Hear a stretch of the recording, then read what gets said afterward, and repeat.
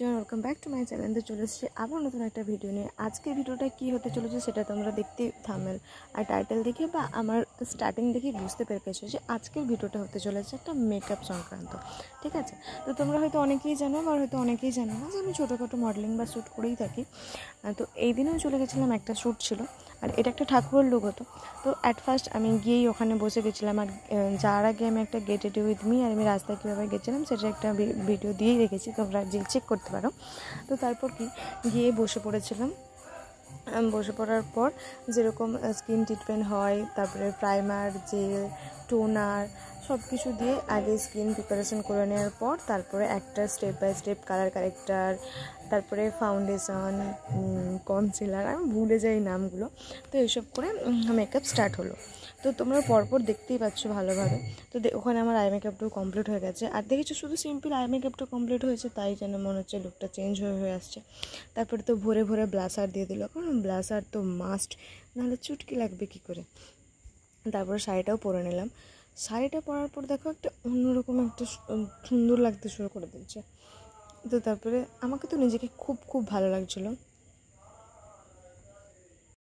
তো এখানটাতেও হাইলাইটার দিয়ে দিচ্ছিলো, আর আমরা তো প্রচুর এনজয় করে শ্যুট করি, প্রচুর কথা বলি, প্রচুর আড্ডা দিই। আর পেছনে আমার যে বোন, আমরা রেডি। এখনও আমি ইয়ারিং পরবো, কাজল পরবো, এখনও হাতে আলতা পরবো, মুখেতে ইয়ারিং, এমন সময় করতে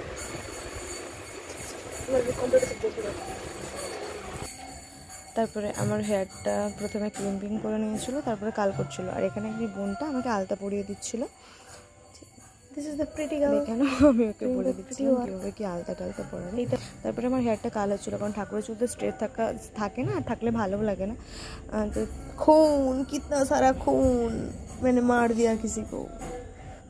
তারপরে আমার হেয়ারটাও কালো হয়েছিলো, তারপরে সেদিকটাও আমি নিজে নিজে পরে নিয়েছিলাম। আর আশেপাশ থেকে হয়তো প্রচুর নয়েজ আসছে, কারণ বাড়ির পাশে একজন গানের রিহার্সাল করছে, তো ওটা একটু ডিস্টার্বেন্স আসবে, একটু ম্যানেজ করে নিও, কিছু করার নেই। তারপরে আমার এখানে হেয়ার নিয়ে একটু কনফিউশন ছিল যে হেয়ারটা খুলে রাখবো না বাঁধা থাকবে, তো সেটা আমি ট্রায়াল দিচ্ছিলাম। তারপরে ইয়ারিংগুলো পরে নিলাম। আর ইয়ারিংটা আমি কোথা থেকে নিয়েছি তোমরা জানতে চাইলে আমাকে কমেন্ট করতে পারো, আমি জানি না। পর ইয়ারিংটা এত বেশি সুন্দর ছিল যে ইয়ারিংটা পরলেই আর কিছু লাগবে না, যাকে বলে। আর তো দেখছো এই ইয়ারিংটা পরতেই কত সুন্দর লাগছে। তো যাই হোক, প্রথমে আমরা এরকমভাবে রেডি হয়েছিলাম, তারপরে মনে হলো যে হেয়ারটা ছাড়লেই বেশি সুন্দর লাগবে, তাই আমরা হেয়ারটা ছেড়ে নিলাম। এটা আমার ছিল ফাইনাল লুক, এখানেই আমার শ্যুট কমপ্লিট হয়েছিল। তো আজকের ভিডিওটা এই অবধি। তোমরা অবশ্যই কমেন্ট করে জানাবে আমার ফুল ফাইনাল লুকটা কীরকম লাগছে।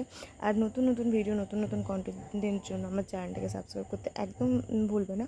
তো ভালো লাগলে লাইক, কমেন্ট, শেয়ার, সাবস্ক্রাইব করে পাশে থাকো। দেখা হচ্ছে নেক্সট ভিডিওতে। টাটা।